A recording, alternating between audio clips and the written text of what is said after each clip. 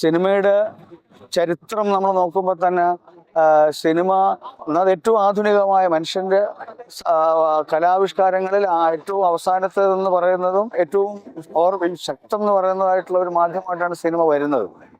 ഒരു നൂറ്റാണ്ട് പിന്നിട്ട മാധ്യമമാണ്. ഇതിന്റെ തുടക്കത്തിൽ തന്നെ ഇതിനെ വലിയ വലതുപക്ഷവൽക്കരണങ്ങൾക്ക് വിധേയമാക്കാനുള്ള ശ്രമം തുടങ്ങുന്നത് സിനിമ എന്ന് പറയുന്ന മാധ്യമത്തെ തന്നെ. ഒരുപക്ഷെ സിനിമയുടെ ഒരു ഗ്രാമർ എന്ന് പറയുന്നത് വെറുതെ ഒരു ഷോട്ട് എടുക്കുന്ന ഡോക്യുമെന്റ് ചെയ്യുന്ന ഒരു പ്രക്രിയയിൽ നിന്ന് മാറിയിട്ട് ഒരു ഷോട്ടും രണ്ടാമത്തെ ഷോട്ടും ചേർന്ന മൂന്നാമതൊരു അർത്ഥം ഉണ്ടാവും എന്നുള്ള കണ്ടുപിടുത്തമാണ്. പ്രത്യേകിച്ചും ഉണ്ടായ സിദ്ധാന്തത്തിൽ കൂടെ ആണ് സിനിമയുടെ ഒരു ഒരു ഒരു ഒരു അർത്ഥത്തിന് വലിയ ശക്തി ഉണ്ടാവും എന്ന് പറയുന്നത്. നമ്മുടെ ജീവിതത്തിന്റെ ശക്തി, ജീവിതത്തിലെ അർത്ഥങ്ങളുടെ ശക്തി സിനിമ ആവാഹിക്കുന്നത് ഈ മൂന്നാമത്തെ മീനിങ് വഴിയാണ്, തേർഡ് മീനിങ്.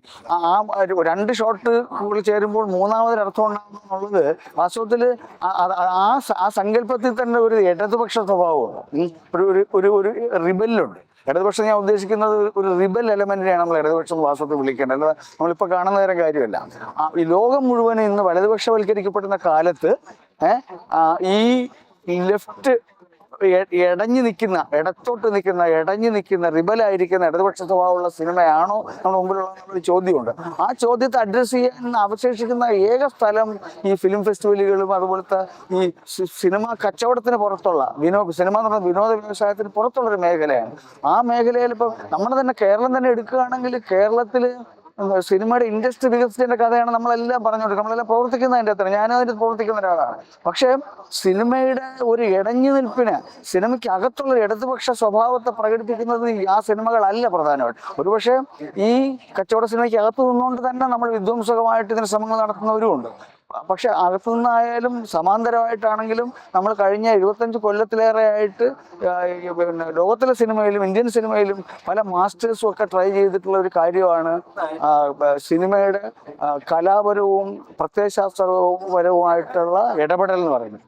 ആ ഇടപെടലിൻ്റെ ഒരു വേദിയായിട്ടാണ് ഫിലിം ഫെസ്റ്റിവലുകൾ വികസിക്കുന്നത്. അങ്ങനെയുള്ള ഏറ്റവും സിനിമയെ വലതുപക്ഷവൽക്കരിക്കാനുള്ള ആഗോള മൂലധനത്തിൻ്റെ എല്ലാ കാലത്തെയും ഗൂഢാലോചനകളെ ചെറുക്കുന്ന ഒരേ ഒരു പ്രക്രിയ എന്ന് പറയുന്ന ഫിലിം ഫെസ്റ്റിവലാണെന്ന് നമുക്ക് വേണമെങ്കിൽ ജനറലി പറയാം. എല്ലാ ഫിലിം ഫെസ്റ്റിവലുകളും കച്ചവടം ഇല്ലെന്നൊക്കെ വെച്ചാൽ അത് വേറൊരു വിഷയമാണ്. പക്ഷേ അങ്ങനെയുള്ള ഫിലിം ഫെസ്റ്റിവലുകളുടെ സാധനം എന്ന് പറയുന്നത് ഈ സിനിമയുടെ ബദൽ സ്വഭാവത്തിൻ്റെ കാതലായിരിക്കുന്ന ഘട്ടത്തിൽ ആ കാതലിൽ തന്നെ കത്തിവയ്ക്കുക എന്ന് പറയും. കാതലിൽ കത്തിവയ്ക്കുക എന്ന് പറഞ്ഞാൽ ഒരു വൃക്ഷത്തെ മറിച്ചിടുക എന്ന് തന്നെയാണ്, നശിപ്പിക്കുക എന്നാണ് അതിൻ്റെ ലക്ഷ്യം. നമ്മൾ ഒരു മനുഷ്യനെ കുത്തിക്കൊല്ലുമ്പോൾ ഹൃദയത്തിൽ കുത്തുക എന്ന് പറയുന്ന പോലത്തെ ഒരു സംഗതിയാണ്, അല്ലെങ്കിൽ തലക്കടിക്കുക എന്ന് പറയുന്ന പോലെയാണ് കാതലിൽ. അപ്പോൾ ഫിലിം ഫെസ്റ്റിവൽ എന്ന് പറയുന്ന ഒരു സംവിധാനത്തിൻ്റെ അകത്ത് നിയന്ത്രണം ഏർപ്പെടുത്തുക എന്ന് പറയുന്നത് ആണ് ഇപ്പോഴും കഴിഞ്ഞ ദിവസം 30ാമത് IFFK ഈ കടുത്ത തീവ്ര വലതുപക്ഷ ഹിന്ദുത്വ ഗവൺമെന്റ് ചെയ്യാൻ ശ്രമിച്ചിട്ടുള്ള, അല്ലാതെ അവിടെ കൊണ്ട് ഉദ്യോഗസ്ഥരുടെയോ അല്ലെങ്കിൽ ഈ തമ്പരാക്കന്മാരെ തൃപ്തിപ്പെടുത്താൻ വേണ്ടിയിട്ടുള്ള സെൻസർ ഉദ്യോഗസ്ഥരുടെയോ INB മിനിസ്ട്രിക്കകത്തുള്ള ആളുകളുടെയോ ഒന്നും ശ്രമമായിട്ടല്ല ഇതിനെ കാണുന്നത്. കൃത്യമായി ഇന്ത്യൻ ഫിലിം ഫെസ്റ്റിവലുകളെ നിയന്ത്രിക്കാൻ ഞങ്ങളെ കൊണ്ടാവുന്ന അതിന് ശ്രമം അവർ നേരത്തെ തുടങ്ങിയിട്ടുണ്ട്. കേരള സ്റ്റോറിയൊക്കെ ഉദാഹരണം അവാർഡുകൾ അവരങ്ങനെ ആക്കിയിട്ടുണ്ട്. നാഷണൽ ലെവലിലുള്ള നാഷണൽ അവാർഡുകൾ ഒരു റിബൽ ഫിലിം മേക്കർക്ക് ഇനി കിട്ടാൻ സാധ്യതയില്ല, ഒരു ലെഫ്റ്റ് ലീനിയേജ് ഉള്ള ഫിലിം മേക്കർക്ക് കിട്ടാൻ സാധ്യതയില്ല. ലെഫ്റ്റ് ലീനിയേജ് എന്ന് പറയുമ്പോൾ പലരും ധരിക്കുന്ന പോലെ കമ്മ്യൂണിസ്റ്റ് പാർട്ടികളുടെയോ പിന്നെ മെയിൻ സ്ട്രീം ലെഫ്റ്റ് പാർട്ടികളുടെയോ അല്ലെങ്കിൽ സമാന്തര ലെഫ്റ്റ് പാർട്ടികളുടെ എന്നുള്ള അർത്ഥത്തിലല്ല. എല്ലാം ഈ കൾച്ചറലായിട്ടുള്ള സ്വാതന്ത്ര്യ ബോധത്തെയാണ് നമ്മൾ ലെഫ്റ്റ് എന്ന് വിളിക്കുന്നത്. ഇടത്തേക്ക് ചാഞ്ഞു നിൽക്കുന്ന മഹത്തായ ഒരു കലാരൂപമായ സിനിമയെ കാണുന്നവരോടുള്ള വലിയ വെല്ലുവിളിയാണ് ഈ 19 സിനിമകൾ IFFK കാണിക്കേണ്ടത്. അതിൽ തന്നെ ഈ നമ്മൾ നേരത്തെ പറഞ്ഞ പോലെ മൊണ്ടാഷ് സിദ്ധാന്തം ഉണ്ടാക്കപ്പെട്ടത് വാസ്തവത്തിൽ പിന്നെ ഈ ഐസൻസ്റ്റീൻ്റെ രണ്ട് ഷോട്ടുകൾ ചേർന്നാൽ മൂന്നാം അർത്ഥം ഉണ്ടാകുന്ന സങ്കല്പം അത് അവതരിപ്പിക്കുന്നത് ബാറ്റിൽ പൊട്ടെങ്കിൻ എന്ന് പറഞ്ഞ സിനിമ കൂടെയാണ്. ആ സിനിമ പൊട്ടെങ്കിൻ എന്ന് പറയുന്ന സ്ഥലത്ത് ഒഡേസ പടവുകൾ നടന്ന ഒരു വിപ്ലവത്തെ കുറിച്ചിട്ടുള്ള സിനിമയാണ്. അത് വലിയ ഹിസ്റ്ററിയാണ്. അതിനെക്കുറിച്ച് പോലും അതുപോലെ നിരോധിക്കുക, അതൊരു വല്ലാത്ത ഭയം സൃഷ്ടിക്കുന്നതിൻ്റെ ഭാഗമാണ്. അതുപോലെ ലാറ്റിൻ അമേരിക്കൻ രാഷ്ട്രീയ മാറ്റം, കാലാവസ്ഥകൾ വലിയ മാറ്റം ഉണ്ടാക്കുന്ന ഒരു സിനിമയാണ് ഹംബർട്ടോ സൊളാസിൻ്റെ അവർ ഓഫ് ദ ഫർണസ് എന്ന് പറയുന്നത് സിനിമ. സൊളാനസും ഒക്കെ പടം ഡോക്യുമെന്ററി സിനിമയുടെ വലിയൊരു ഹിസ്റ്റോറിക്കൽ ആയിട്ടുള്ള ഒരു ടേണിംഗ് പോയിന്റാണ് ആ സിനിമ.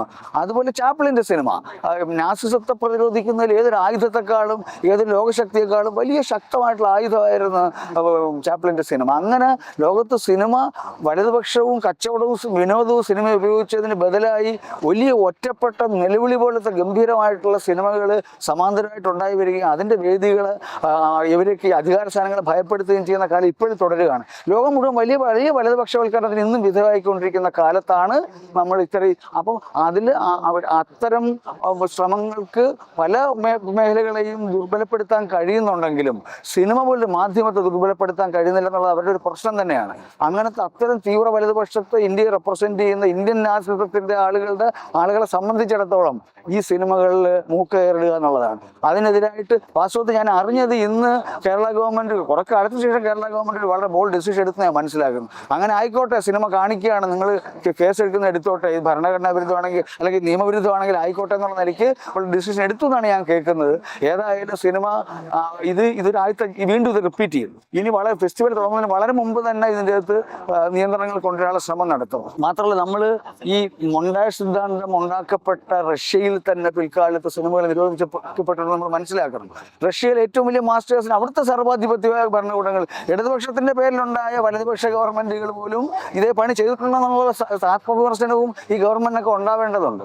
ഈ റഷ്യയിൽ പ്രധാനപ്പെട്ട പരാഞ്ജനോവിനെ പോലത്തെ ഫിലിം മേക്കേഴ്സ്, കൊഞ്ചലോസ്കിയെ പോലത്തെ ഫിലിം മേക്കേഴ്സ്, താർക്കോവ്സ്കി അവിടെ നിന്ന് ഉപേക്ഷിച്ച് പോകേണ്ടി വരുന്നു.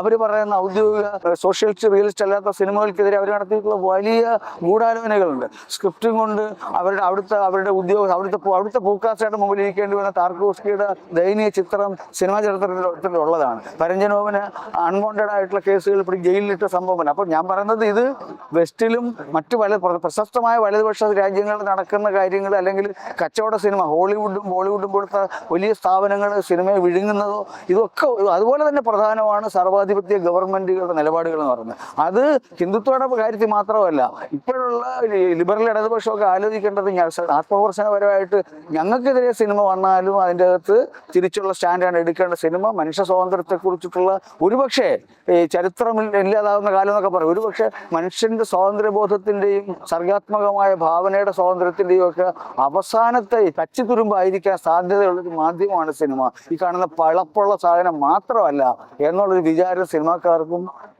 പൊതുപ്രവർത്തകർക്കും നീതിബോധമുള്ള കാണികൾക്കും, പ്രത്യേകിച്ചും കേരളം പോലെ ഇപ്പോഴും ഇത്രയും ആളുകൾ എരച്ചു വരുന്ന, ഇത്രയും കൂടുതൽ